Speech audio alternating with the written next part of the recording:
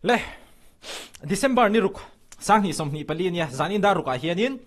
Lalrosanga music video thar hmasa ber fu chiang lo mo ti chu ama channel a hianin an upload don ani hei tu na po hianin ama channel a fu chiang lo mo lo chuak don ta ti ania ma se sar peka ADVERTISEMENT sar peka ron lang dei me ani hianin thu poi mo dewa soi dona chu luk dewin kan ngai thanga kan ringa kan soi zau don bokani kan play chana bai ule zanin da ruk zirtop ni a hian Lalrosanga music video fu chiang lo mo chu ama YouTube channel a kan upload tona ena chak om to khap mai he thil chmo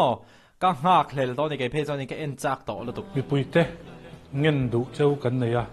khong in he music video hi da ka som ni pali kan upload changa atlin ma chu abikin YouTuber te nin tu ek sak lo sam turin kan ngen chewa hi poi mo top ki tianga mi ron ngenna ki mo za om takin min ngen ani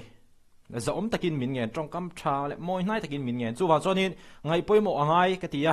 YouTube channel nei hetianga reaction te chu in shit vek kha en point en mai thei ka react te po hin lo en mai thei ni tikhi apoi mo ka ti khop mai chu wa chonin an ngen na khi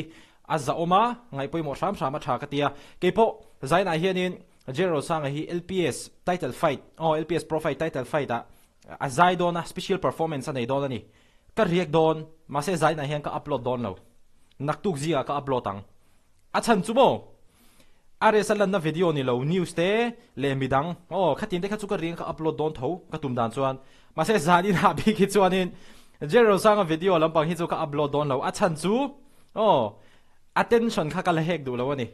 hey in shachawa ka channel a hianin ka react na sa thina ni ka subscribers ten mu no min ti are sa fans te pon en nuam in ti thin ti ka lo hre ka lom tak zet zetani chu wang chuanin zanin big na atan chuan khami khatiang enge a channel a music video ma saber upload don ani kha a hlu don lutuk amatan phe chon mo tin khatiang ani wang khan khatiang ani wang khanin attention kha ka lo la peng du lo ke ma han mo chu wang chuanin zaina chuanin engang poin upload chak mai la are sa chungchang shim khabi ha ka upload don lo naktu ka vek kat upload tang thathem ngai hi ana kan ti to kha chuwang chuanin hetianga an ron ngen na hi ngai poimo atha ka ti khop mai ke ma pon mo tin he video hi YouTube account danga te emo post chhong lo sam turin kan ngen bok cheu ani nia nakina darkar somni pali pel huna po react ni lawa upload chon angchi kha chu itilo sha mila kha poimo khop mai ani react te chu thu shana ni ta chuanin darkar somni pali chung khan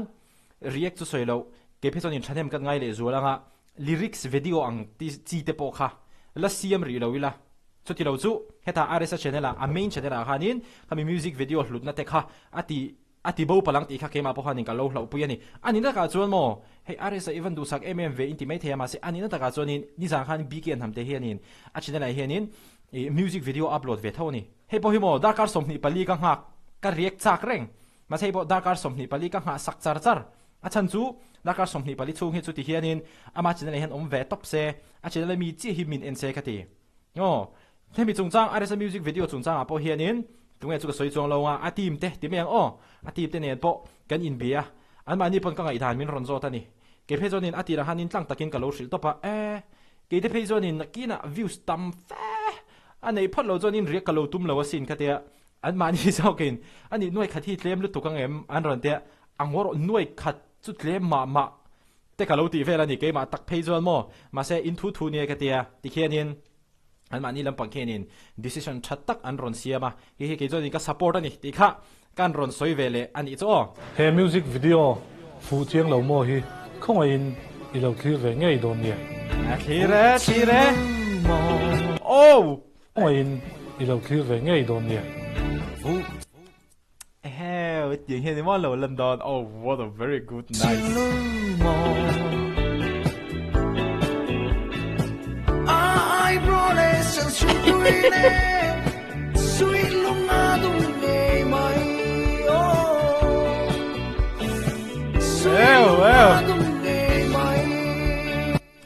Lalrosanga phụ chiang là mo a Green Rocket TV production ena va han chak om to tak em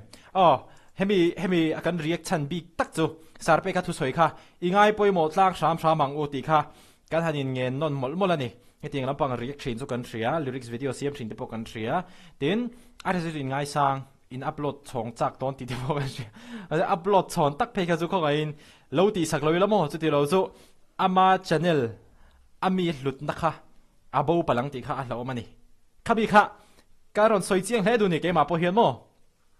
ati zong kha tun chu mata na kan react thei ni phot mai ro se khami kha an lo ngai poi mo nga hemi ngen na an ron chhuate po hi a she tur omang tak te na an lo riat vek theina turatan a she tur om tak te na an lo riat vek theina turatan in lo share ko sup don ni ti kha kan han in ngen ve ni la khati zong kha tun chu ma an react thei chu ni se zanin chu stream de tri meng in share kol vak elamo chuan in helama keipo kan nam dang chen te ho hi vai khat na chu lo gai thla chuak vek ro ti ka tu mani an sa thiam lo wa ngai thak chu tir vek ka tum thanem ngai na don ram khop mai zain chu chol kar to pathleng ta party leng ti thei do lo tet zanin chu natla na ngai do na ni ti ka in lo sa do nia nangi huna ke ka huna thei top khan kan lo natlang theu do nia ti kha kan han soi ni chu a thakop mai hetianga an ron ti zep lo chonin an ron ti har ma ka tia hi nimina te khan hetiang lampang in ngen na te ron ti chuak te to se thatur nia amaro chu an ron ti chuak sim hi atha kha zong kha ani ti chonin a soi tur om tak an ron soi tir bok sar peka aron no puiting takin aman leadership quality ne tha takin aron soya ha atha ka ti bokani ti kha kan soitel le du bokani le be different, be unique, be exclusive, stay away from drugs, alcohol and tobacco zule muam zule drugs de lo in string non hlim takin man thaya khovel po du to ken chen the ni ti kha kan shacheu don yo